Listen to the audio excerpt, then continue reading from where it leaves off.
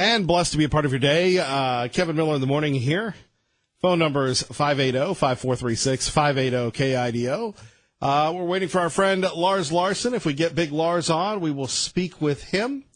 And if not, we will speak to you at 580-5436, 580-KIDO. Always appreciate the time that we have together. It's great to talk to guests and to go back and forth. But really, what we do here is we interact and we speak to you. By the way, our Kevin Miller Money Cash Code word of the day is river. Now, if you're listening at 6:05, you heard the first word. The second word of the day is river. And coming up at 3:05 today, it will be, I can't say it, but I'll tell you at 3:05 during the Sean Hannity Show. This is your last week to win up to $5,000 on KIDO Talk Radio, and we so hope that you win. Maybe you'll take Ray Amaya or myself on a trip to Hawaii or pay off some bills in honor of Dave Ramsey, right? Wouldn't that be great? That would be awesome if these machines would work, but they don't, so we'll continue on. Phone numbers 580-5436, 580-KIDO. Thinking about the Singapore summit, and the summit that you've got Kim Jong-un on one hand, and this is something that maybe it's hard for us to fathom. We hear that North Korea is big and bad and horrific, and they are. And on the other hand, they can't even afford a plane to fly to Singapore. So the North Koreans, get this, had to borrow a plane from the Chinese. Borrow a plane from the Chinese to fly Kim Jong-un, the dictator, the killer, the leader, to meet with President Trump. Now, in America, we have thousands of planes that can fly to Singapore. And yet here, only in America, or only in the world that we live in today, that we have this situation where a country that cannot even afford a plane to fly its leader, and apparently, I guess the Chinese are picking up Kim's hotel bill, could be such a threat. Isn't that crazy? And then, as we reported earlier in the program, you've got Robert De Niro. That's right, Big De Niro, who decided during the Tony Awards last night to go after the president. Thankfully, it looks like CBS did the right thing and the proper thing and bleeped him out. Now, what you're going to hear is Robert De Niro, but you're not going to hear much. You're just going to hear a standing ovation from the people at the Tony Awards. Now, what message does this send? What's the type of message that this sends? When you're thinking about going up against the dictator in North Korea, that a bunch of Hollywood mamby-pamby folks don't like what President Trump has done. What, employ America, put America first? Do you love America? Of course you love America. I just wish the folks in Hollywood would love America, don't you? Ladies and gentlemen, Robert De Niro.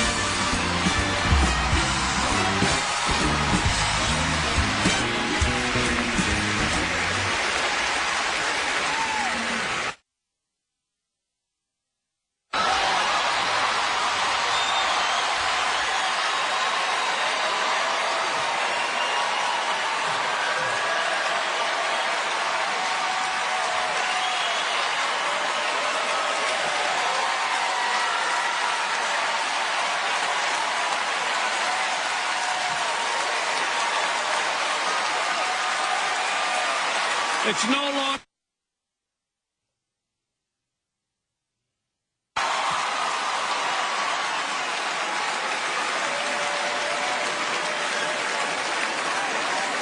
Now I'll get to this introduction. And now we'll get to Lars Larson, who joins us now. Lars, good morning. Good morning, Kevin. Sorry I missed the call just a moment ago, but isn't this a fantastic day? Amazing, Lars. And, again, we listen to you weeknight 6 to 9 here at KIDO Talk Radio, and we're just wondering what your thoughts are on this, among many. I think that this is going to be fantastic. Now, do I expect a fully formed deal to come out of the meeting today? No.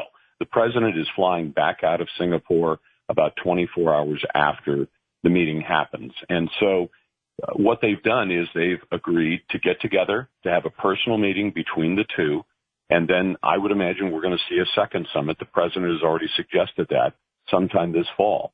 And actually, for political reasons, I kind of hope it happens in, say, late October, right before those big elections in November. I mean, that wouldn't be the worst thing in the world to have all the Democrats seeing some real progress here. But they're already talking about a comprehensive deal that could get rid of the nuclear program that North Korea has been running, and that they've accelerated. Why? Because I think Kim didn't really fear President Obama or what Obama would do. He'd seen what Obama did with Iran. It gave away the store. But he was concerned about what President Trump would do, and that's what it took to bring him to the table. If he comes to the table, we get an end to the Korean War, a treaty that actually gets approved by Congress, something Obama never liked to do, and we get the denuclearization of the Korean Peninsula, then the whole world wins, because it means the whole world is at less risk. And all of this brought about because you have a strong leader in Donald Trump who doesn't take any guff. You recall that he said, fine, the summit's off. When Kim's people started making a lot of noises about Mike Pence and basically undercutting the president by trying to go after Pence instead, I think they were testing the limits. How far can we go? They found out where the limits were, and now we see the meeting is going to happen. You know, Lars, again, you've interacted with the folks at the administration at the highest levels.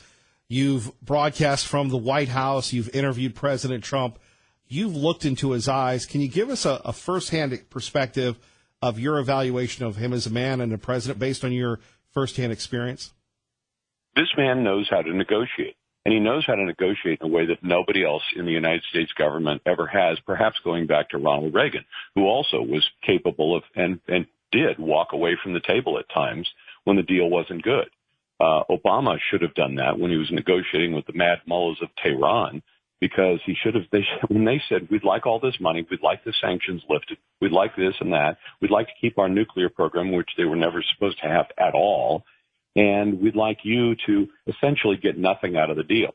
And apparently Obama said, okay, sounds good to me. But then he lacked the guts to actually do what the Constitution says he has to do, which is take it to the United States Senate and get it ratified. So all Iran really had, this has been characterized by a bunch of reporters as a deal between the United States and Iran. It was not, because a deal between the United States and Iran, or the United States and any country, is called a treaty, and a treaty has to be ratified by the Senate by more than a majority. And the fact is, they never got this thing ratified. So all this was a personal deal between Iran and Barack Hussein Obama, who's no longer in charge. Now we have a president who understands the Constitution in a way that the constitutional scholar from Chicago never did, who's willing to say, we can work toward a treaty, but the treaty will have to have the approval of the American people's representatives. But if it's a treaty that allows verification, meaning we go in and check, not the United Nations, they're worthless. If you look at their verifications of Iran, their verifications meant nothing. Reagan always said trust but verify. So when we had treaties with the old Soviet Union and with the Russians after that, but with the Soviet Union at the time of Reagan, we insisted that our people go in on the ground and verify that what they had promised to do was being done. I think Kim knows he's got a president in Donald Trump who's going to insist that it be verified on the ground. And if it can't be verified, it doesn't exist.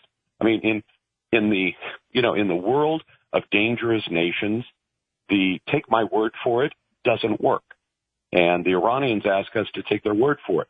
You know what we found out just a few weeks ago, maybe a little over a month ago, when the Israelis raided a document dump that the Iranians had, we found their nuclear program. So the very thing that they had said, sworn that they were not doing, building a bomb, is exactly what they were doing. The Israelis secured 500 ton of documents. The documents show the plans for a nuclear weapons program, the very thing that Iran claimed it never had, the thing that Obama backed them up by saying they're not going for weapons. All they want is to make a little electricity to keep the lights turned on. He was a fool, and he put us into a foolish deal with Iran.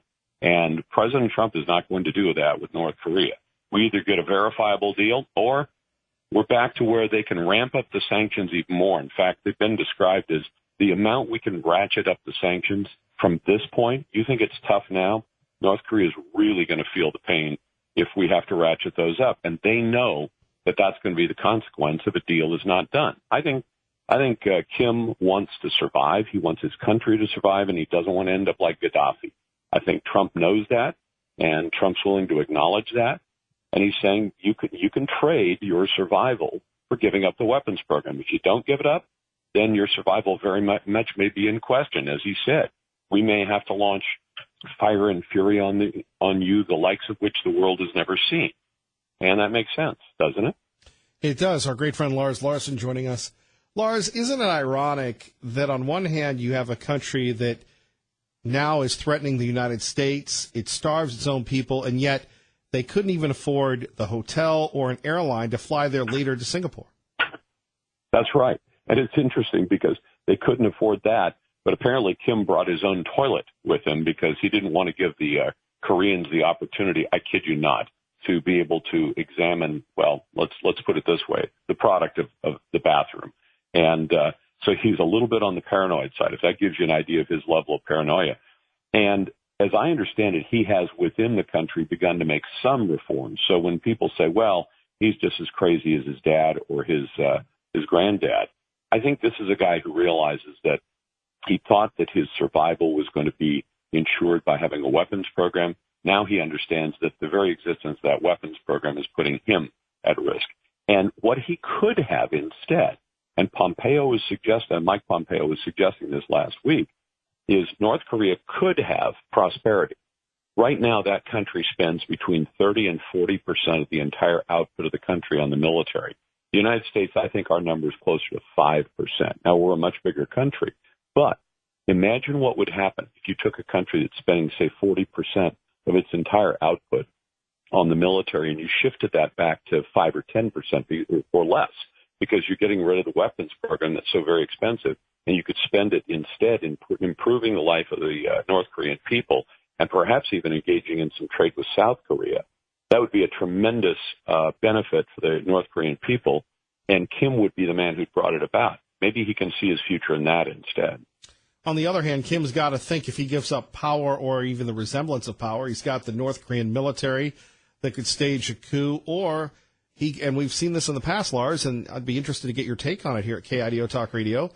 Would he be held accountable for what he's done in the past? That's got to loom into his mind as well, doesn't it? Well, he could. I think he's got a pretty good lock on power. I mean, his father essentially convinced the people in North Korea that he was like God, or that his father was like God. I'm sorry, the grandfather. But the case was made by the current Kim's father, that this man, his granddad, was like God, and that he effectively couldn't die, which is why everybody was shocked when he did die back in '94. So, I think he's got a pretty good lock on power in that country. And remember, if people see things improving, if the lot of the North Korean people improves, then where's the anger going to come from that's going to spark an overthrow or a revolution? Good point. Lars Larson joining us here. Lars, let's talk a little bit about the fallout of the G7 summit. Trudeau's feelings are hurt. President Trump says we're not going to be the piggy bank to the world anymore. That's right. And it's very clear that the reason the rest of the other countries are so, especially Canada, are so anxious to hang on to these deals is because they've been sweet deals for Canada and other countries like Mexico and sour deals for the United States.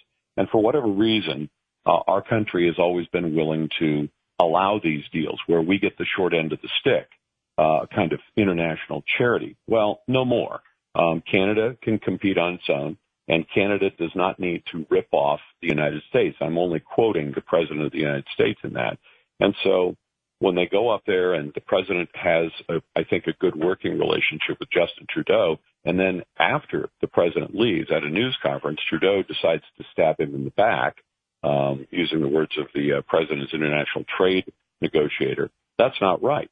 And if the President indicates that he's willing to be stabbed in the back, then he's a patsy. This guy is no patsy. So he called Trudeau on it, said, fine, you want to act like that, than because I think they're also trying to test the limits the same way North Korea is trying to test the limits. Can we hang on to these sweet deals? Now, if these were equitable deals, they're not. If they were equitable deals, Canada would say, well, we already have a pretty reasonable deal with the United States. We're willing to take off the almost 300% tariffs that we put on, say, American dairy products. And dairy products aren't the biggest thing in the world, but why in the world would we effectively allow Canada to lock out certain goods coming into their country when we allow the same kind of goods to come in and be sold in our country with either no or very low tariffs on them? That doesn't make any sense. I know what Canada's trying to do. It's trying to protect its, say, dairy industry in that case. They were also, if you recall, Kevin, and this has an effect on people right in your listening audience, they were dumping a lot of wood, softwood lumber into the United States, and they were getting away with it for years. They were finally called on it some time ago, and the final decision was that Canada was violating the rules. Why? Because it's a benefit to them. If they can sell a lot of lumber into our country, which really doesn't make sense. Think about it. We have some of the biggest forests in the world. The forests that are standing right now are more, we have more trees standing on our ground in America than there were when Columbus arrived in this hemisphere. So why would we be buying a lot of lumber from Canada unless it was a very good deal? The only thing that makes it a good deal is when they dump it here, which undercuts your listeners and my listeners, because they work in sawmills, they work as log truck drivers, they work in the lumber industry, and they have to get shortchanged by having this cheap foreign material dropped into our country, and that keeps them from selling. That's why Canada is able to. That's why America buys about 40% of its dimensional wood, the stuff you build houses and buildings out of. We buy it from Canada. Why would we buy it from Canada when we have our own timber, unless our timber is more expensive and their timber is cheap because they're dumping it here? And we see that with steel as well. Lars, about 3 minutes left. Finally, your show is the only national show that is based in the West, in the Northwest. You have such great roots here. You always remind me of that. Why is it important to have a nationally syndicated show and a super regional show from this area? And when you go places, you are the Western ambassador. Well, I got to tell you something. It's important because I think there's a disease that overtakes you when you get inside that Washington Beltway. You can even see it in some people in media who they get inside that area where there's all that power concentrated in one place, and they begin to forget what people on the ground in American cities think about. It's one of the reasons that the distrust of Congress has taken Congress down to a very low level of trust of the American public. The trust in the media is also low. Why? Because people living in real towns like Boise look at what the media is saying about some things, not all things, but some things, and they say, gosh, what are they thinking about? That's not the reality out here. Well, the reality in Washington, D.C. and New York City is not the same as the reality in the rest of America. And yet, somehow we expect the mainstream media to represent our point of view, to ask the questions we'd want to have asked. And I hear the gaps all the time where people are asking the president about a whole, and his spokeswoman, about a lot of things, and you wonder, why is that the concern? We've got bigger concerns out here that mean something to us, and you're all focused on, who's winning which political battle in Washington, D.C. I want to see the American people represented, and I think I do a reasonably good job at it. Lars Larson, we think you do an excellent job. We always appreciate you. Thank you for making time for us today, sir. It's always my pleasure, Kevin. Take care. All right, you too. Our great friend Lars Larson joining us. Kevin Miller, KIDO Talk Radio. Immigration judges are critical to ensuring that the Department of Justice carries out its responsibilities under the INA, the law of the United States. You have an obligation to decide cases efficiently and to keep our federal laws functioning effectively, fairly, and consistently. There we have the Attorney General giving instruction to immigration justices about immigration reform. Big difference between the immigration of Obama and the immigration of Trump. And say which one about Jeff Sessions, but he is doing his very best to secure our borders. Without congressional action, clarity and consistency for us in your daily work will be difficult. But let's be clear. We have a goal. And the goal And that goal is to end the lawlessness that now exists in our immigration system. Indeed. Kevin Miller in the morning. Blessed to be a part of your day. Don't forget, Kevin Miller's Cash, your chance to win up to $5,000. All you have to do is listen at 6:05, 8:05 to Kevin Miller Mornings, and at 3:05 to Sean Hannity. And when you hear Kevin Miller giving you the word for the day, and we have code 1, code 2, and code 3, when you get those words, type them in, go to KIDOTalkRadio.com, and you could win up to $5,000. That could be a trip to Hawaii. It could be a trip to D.C., which is where we go right now. Capitol Hill, joining us now from Fox News Radio, Rachel Sutherland. Rachel, good morning. Hey, Kevin. Boy, what a weekend that G7 was, wasn't it? Yeah, it makes me wonder if it's going to be the G6 next year if President Trump will go back. It was very tense. Everything seemed to be, at least on the surface throughout the weekend, everything seemed to be fine. It was after the president took off for Singapore that it was clear everything was not fine at the summit. President Trump tweeting about essentially Prime Minister Justin Trudeau. He felt like he had negotiated in poor faith on trade issues. He was upset when Trudeau came out and said that Canada was not going to be pushed around and they're going to implement their own tariffs. Again, I mean, in addition to what they already put on us, starting on July 1. And so the president pretty upset about all that. But then you also saw some other moments that looked tense anyway from some of the photographs that were taken. But different angles show different things. But there's this one that's making rounds, I'm sure you've seen it, of Angela Merkel of Germany kind of leaning over President Trump, who has his arms folded and he just looks kind of defiant. Yes, exactly. Not something you'd see in the Celebrity Apprentice, if you will, or the Apprentice for that matter. But the president and his advisors, they did the media tour yesterday, particularly on Fox News Sunday, which you reported on. Not backing down. It was very unusual. They did not have the gloves on for Prime Minister Trudeau. That's right. There were some comments in particular from some of the advisors. I believe it was Peter Navarro, who's the White House trade advisor. He accused Trudeau basically of stabbing the president in the back. And he actually said on Fox News Sunday, there's a special place in hell for any foreign leader that engages in bad faith diplomacy with this president. So you can't get much stronger words than that. And this is our neighbor to the north. I mean, this is Canada here, but the president is arguing that they've been unfair to us for some time. I mean, some kind of 300% tariff on dairy, and he feels like that's unfair. So, but he had said that he wanted the tariffs because of national security interests, and others are arguing, well, dairy, whereas it may be unfair, is that really a national security issue?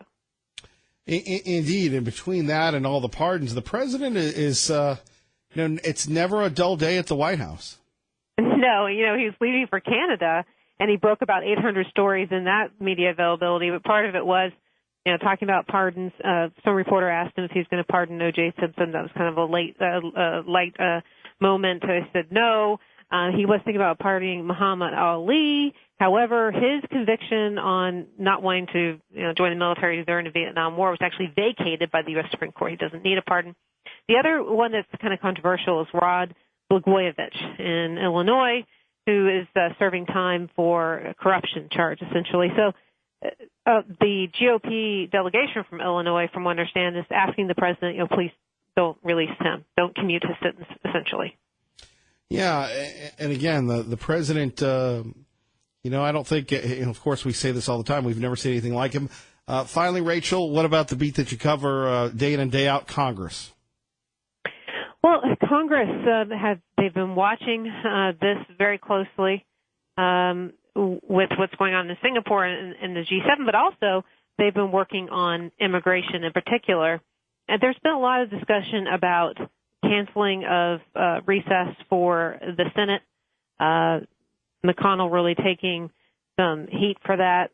But, probably, knowing McConnell and knowing Congress, they'll probably take some vacation in August. But some of the others were concerned because they wouldn't have time to campaign. I mean, this is the midterms are coming right up.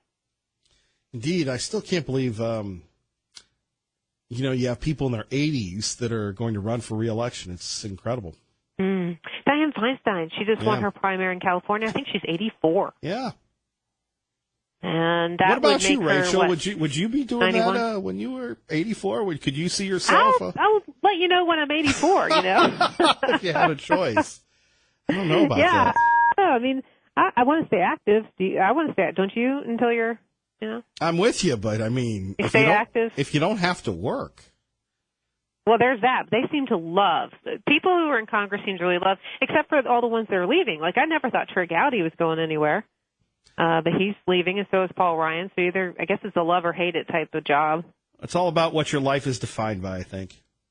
Yeah, probably. But yeah, so we'll keep an eye on Congress too. But I think that mainly it's everybody's just watching this Singapore. I mean, Kim Jong-un just went out in Singapore at night for a stroll around the city with this big entourage. It's really fascinating watching. And he brought his own toilet. I hadn't heard that. We but break a lot of news nice around hotel. here. Yeah, we break a lot of news around here. So, Okay, Kevin. Rachel, thank Google you. that. Yeah, thank you. Rachel Sutherland joining us. Oh, it's what Lars Larson said. I mean, that's the real news. Kevin Miller in the morning here at KIDO Talk Radio. How about some common sense? A lot of us live in our own world, whether it's taking the kids to soccer or to the Discovery Center or to, going to the park and cooling off or what have you. Wouldn't it be great if we didn't have nitwits? And we'll just be nice. We won't say idiots or any of those terms, nitwits. People that lack common sense. And truth be told, a lot of us lack common sense sometimes. Maybe we try to be something we're not, perpetrators, what have you. Everybody trying to be, the big boss or what have you. And in reality, it's to be grateful for life's pleasures. So there's a story going out of Memphis, Tennessee, where you have a woman, I believe she's a grandmother of an 8-year-old and a 7-year-old. We talked about this earlier in the program today at 580-5436, 580-KIDO. But, it comes down to love. And if you love your kids or your grandkids, would you ever put them in a dog kennel? Now, I know when you go to vet's office or you go to the Meridian Canine Rescue or West Valley Humane Society or whatever, they say, the dog is kennel trained. But kid trained? Really? This is a story, again, that's trending and this, that, and the other. And you'll have the faux outrage about it, but I'm speaking to you like I'd speak to you in person. Except you can't see my disheveled appearance. That's a blessing for you. So you're driving around, and all of a sudden you look over, and there's a Ford Explorer. And by the way, Randy, thank you for letting me know it's not in a trunk. It's an SUV. So you look in the back, and you see 2 kids in kennels. And you look again, and you see those kids are in kennels. What the bleep are those kids doing in kennels, right? So what do? Do you call the police? Do you follow the people? It's kind of like the other day, there was an Australian Shepherd running around Fred Meyer. It was the darndest thing I ever saw. And the Fred Meyer there, that you have these 2 people with the Australian Shepherd, the dog, one of the smartest dogs. Maybe it was a healer, but it looked like an Aussie to me. They walked him to the Fred Meyer. It wasn't a service dog. The dog stayed there, sat there in the parking lot with people zooming around, doing everything else. And I thought, my goodness gracious, what's going to happen to this dog? So as an animal lover, as an animal loving dope, I went and looked at the dog. The dog looked at me like I was an idiot, which was probably correct, and just sat there and stayed until the people came out. Now, again, where was the common sense? Where's the leash? I get the dogs are smart, but why would you risk the life of your dog? Why would you risk the life or risk the health of children by putting them in the back of kennels where there's no air conditioning and locking them in? The woman was cited, posted bond, $100. She'll have a court date. But would you trust that person to babysit your kids? No. Just like, sadly, and let's hope, and yes, as they say on secular radio, let's pray to God Almighty that in America we will not have another death by leaving a child in a car that is hot. Leaving an unattended child in a car. As we heard about in Canyon County, where the guy was, a court says he was buying a car, he was doing this, and left his girlfriend's child in a car. The child died, heat stroke. Children are so beautiful. Children are so precious. Why in the world would we ever endanger their lives? 580-5436, 580-KIDO. You're listening to Kevin Miller on KIDO Talk Radio. There will not be a sunset clause. Canada has been unequivocal that we will not, cannot sign a trade deal that expires automatically every 5 years. That is not a trade deal. There you have it. Justin Trudeau, he's mad, he's upset, he's the Prime Minister of Canada. I don't want to hurt American workers. They're our neighbors, they're our friends. My job is to stand up for Canadian workers, Canadian interests, and I will do that without flinching. That's what I explained to the president.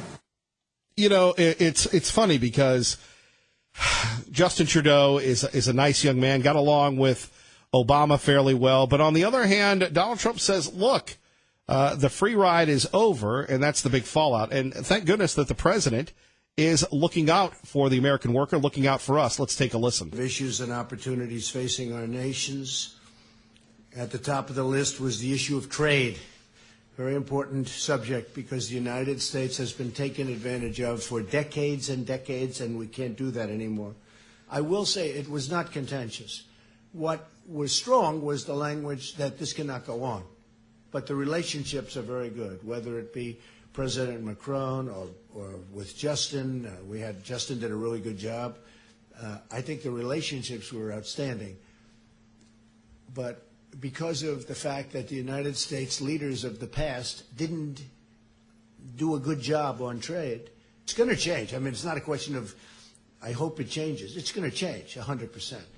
And tariffs are going to come way down because people cannot continue to do that. We're like the piggy bank that everybody's robbing, and that ends. We had extremely productive discussions. We're like the piggy bank that everybody's robbing, and that ends. There we have it at 580-5436, 580-KIDO. It ends. The Canadians are mad. Everybody's mad. But here you have President Trump sticking up for the American worker. And true believers at 580-5436. When's the last time somebody stuck up for the American worker, the middle class, the blue-collar folks? Sure, we can talk about the blue-collar this, the blue-collar that. But when's the last time somebody said, look, I'm for the people of Idaho, I'm for the people of Montana, of Indiana, of Ohio, of Nebraska, instead of pandering to the Hollywood elites? On one hand, you have Robert De Niro saying blank Trump, using the F word, the potty mouth actor. And you have all the people at the Tony Awards clapping and going, oh, we're not going to stand by Trump. We're not going to stand by Trump. We're not. You get it. And then here you have Donald Trump, like all of us, not perfect, but laying the smack down. Tariffs are going to come way down because people cannot continue to do that. We're like the piggy bank that everybody's robbing, and that ends. Right. And you're going, well, Kevin Miller, that doesn't work. Look at the stock market. Look at this, Kevin Miller. Look at the standard of living for the American worker since 1994. Thank you, Bill Clinton. Thank you, Republican Congress, for passing NAFTA. We've seen the greatest transfer. By the way, we didn't vote on that. That was Congress. That was President Clinton. The greatest transfer of wealth, the greatest transfer of the standard of living that used to be the highest in the world to other countries, to Mexico, to Canada. Right? At 580-5436, 580-KIDO. Truly. This is something that we need to look at. This is something that we need to take a step back. Remember during the primary where everybody said, I'm Trump. No, I'm Trump. I'm Trumpity Trump, Trump, Trump. Well, in Idaho, who's doing that now? Is anybody, talking about the president? Oh, the election season's over. We'll see you in 2 years. We'll see you in 4 years. Right? Trump might be the greatest we've ever seen when it comes to looking out for the American worker. Yeah, Germany's mad. Yeah, the Europeans are mad because the free ride's over.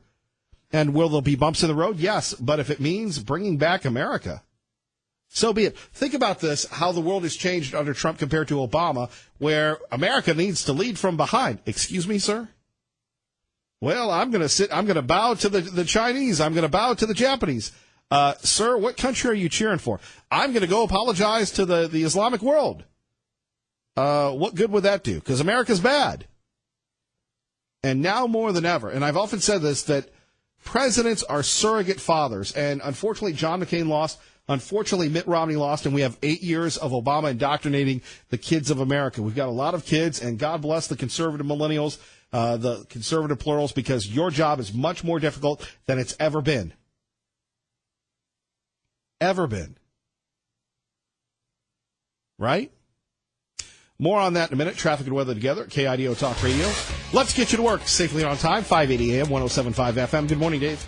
Good morning, Kevin. KIDO Talk Radio traffic. On the freeway in town, not many problems there now. Between Sand Hollow and Ontario, you do have some seal coating projects going on 84. You could be reduced down to one lane. When people open the Caney County phone book, they're ready to buy. If your ad isn't there, odds are they'll be doing business with your competitor. Call Impact Directory and keep your phones ringing all year long. That's your Impact Directory traffic update. I'm Dave Burnett on KIDO Talk Radio. KIDO Talk Radio weather from the Channel 7 First Alert Weather Center. Good morning, Larry. Good morning, Kevin. Some showers out there for this morning, but you know what? That's going to be going away rather quickly. Then we have mostly sunny skies, gusty winds at times by this afternoon. High today just 70. By the time we get to Wednesday, 91. Upper 70s, but fairly pleasant as we go into the weekend. I'm just Channel 7's Eric Deverett. The Western Allies were together. It was peaceful. They were good citizens. It was all in good faith. What's not in good faith is when you leave there and you fly out of there and the host Canadian Prime Minister starts taking whacks at you, pot shots at you on the eve of this Korean summit. President Trump had no alternative, in my opinion, but to express his opinion that he's going to pull out. That's Larry Kudlow talking about Prime Minister Trudeau smacking President Trump.